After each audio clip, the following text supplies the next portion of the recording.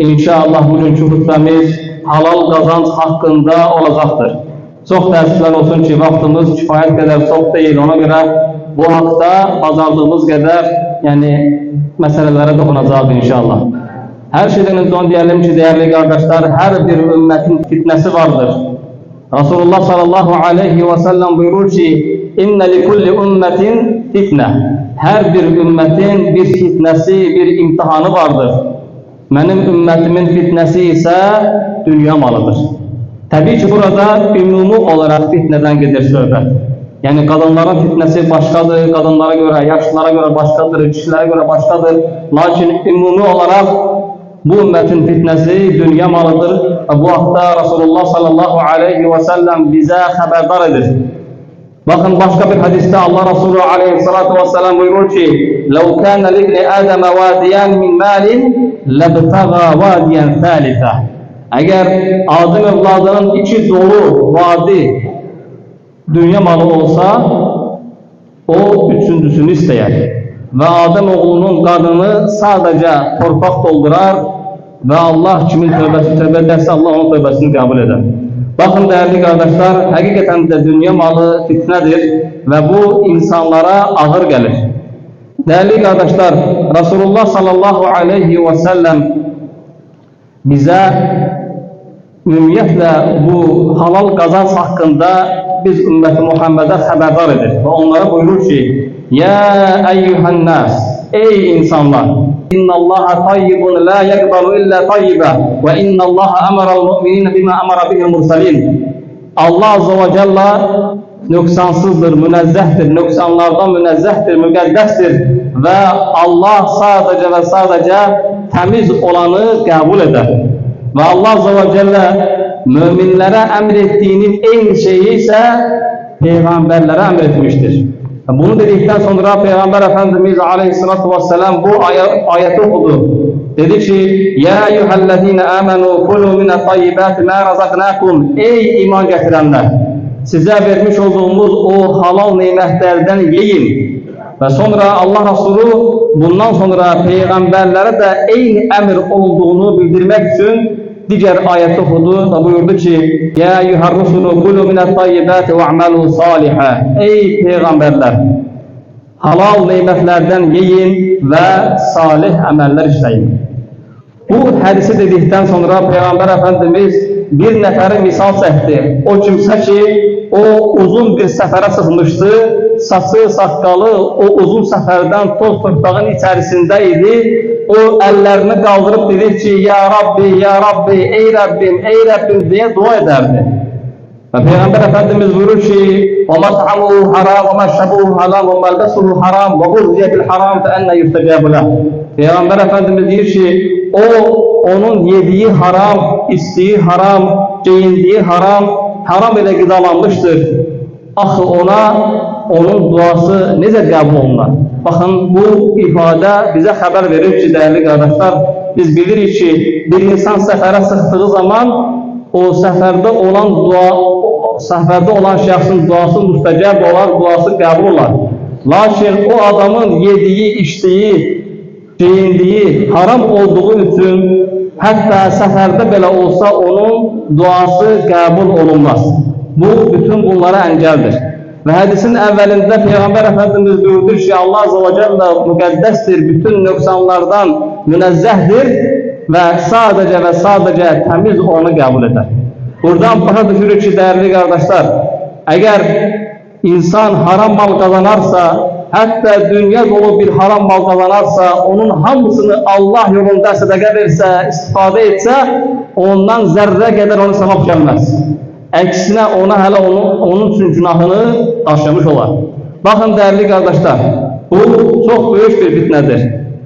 Her bir insan kıyamet günü ettiği əməllərə göre bir defa soruşulacaqdır. Lakin insanın kazancı hakkında ise 2 defa soruşulacaqdır.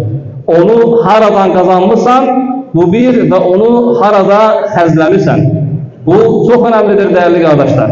Ve ayet-i kerimede Bayaq okuduğumuz ayette alimler deyirlər ki, fikir verin, Allah Azze ve Celle deyir ki, ey peygamberler halal ruzilerden yiyin ve salih emeller işleyin. Deyirlər ki, bir insan əgər yediyi, içdiyi, geydiyi halal olarsa, Allah Azze ve Celle onu ibadətlərə müvəffəq qılar.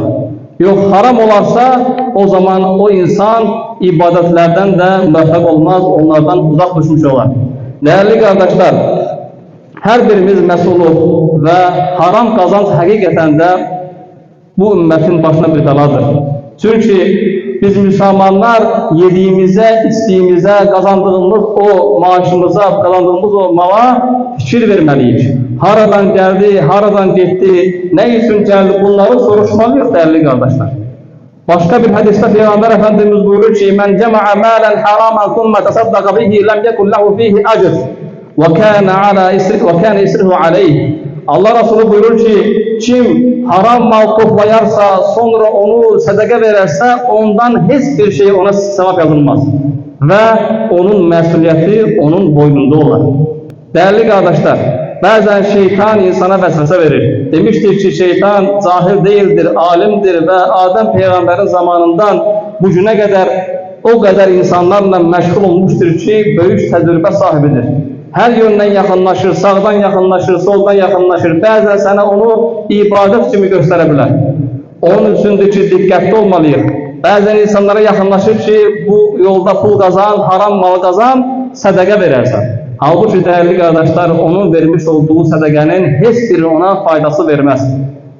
Bakın, Peygamber Efendimiz Aleyhisselatü Vesselam bir gün Ka'b ibn Ucra'ya deyir ki: "Ey Ka'b, hakikaten kimin o bədəni haram mal ile yetişərsə, bədənindəki ətlər haram maldan faydalanarsa, o adam cənnətə girməz, onun üçün cəhənnəm daha layiqlidir." Təbii ki, biz bilirik bu qissəni. Həzrət Əbu Bakır, Allah ondan razı olsun, o bir gün onun xidmətçisi gedir bazarda bir şey əldə edir ve onu getirir, Hazreti Ebu Bekir'e verir ve Hazreti Ebu Bekir her zaman soruşurdu ki hardan alırsan bunu, lakin bu defa soruşmur, o tikeden bir tike alır ağzına koyur, utduktan sonra onun xidmətçisi deyir ki, bilirsən mi sen ben bunu hardan almışam? Deyir, yok bilmirəm, hardan almışsan? Deyir ki, cahilliyə zamanında mən insanları aldadırdım, onlara qeybdən xəbər verdiğimi yani yozurdum, kahinlik edirdim. Ve cahiliye zamanında bir nefere bir şey demiştim ve o adamı bugün gördüm, bana bunun karşılığında bunu verdi. Bu da ondan gelmiştir dedi. Hazreti Ebu Bekir bunu eşitmez derhal parmağını ağzına soktu ki kussun. Lakin kusmağa ne kadar cehd ettisə kusabilmedi.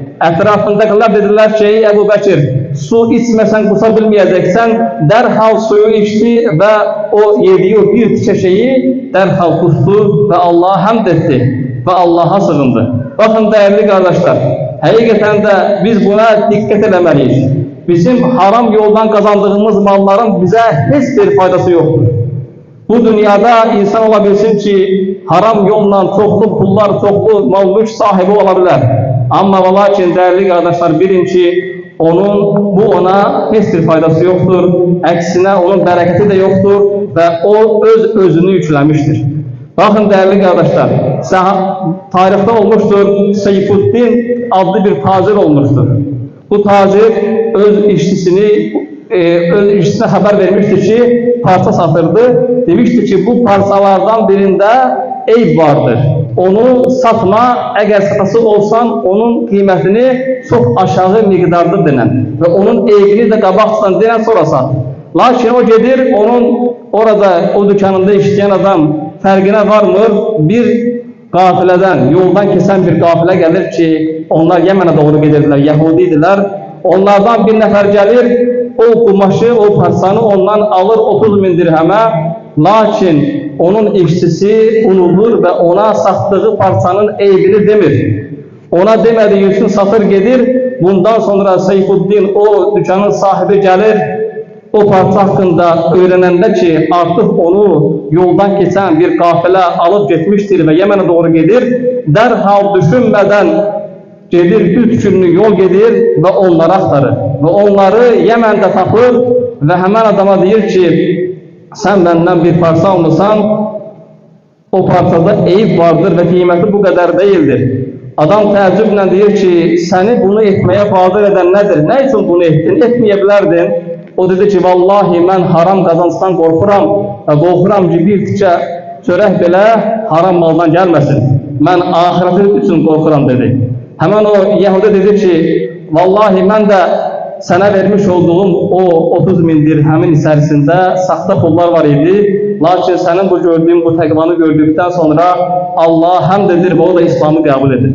Dəyərli qardaşlar, həqiqətən də bizim bəzən insanlara fikir verirsən, onlar yəni ruziyə görə çox narahatdırlar. Halbuki bütün insanların ruzisi qabaqcadan bölünmüşdür və hər kəsin ruzisi ancaq ona yazılmış dərəcədə veriləcəkdir.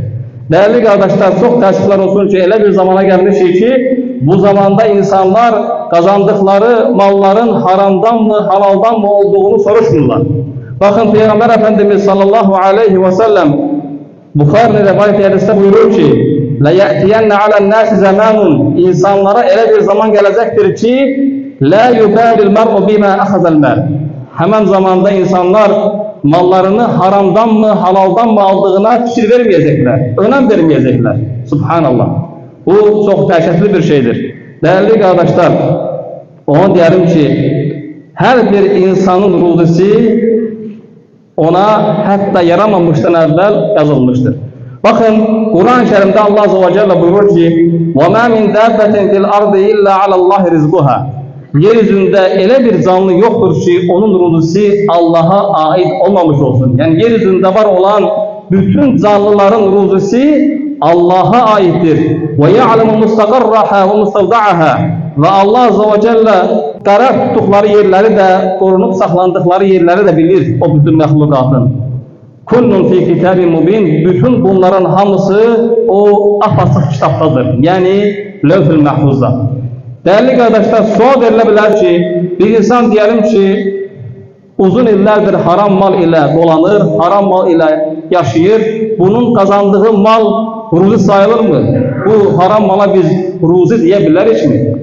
Tabii ki değerli kardeşler, ve okuduğumuz ayette öğrendik ki yeryüzünde var olan bütün mehlukatın ruzisini Allah verir. Bir insanın haram mal kazanması onun ruzilikten çıkarmaz. Neye göre?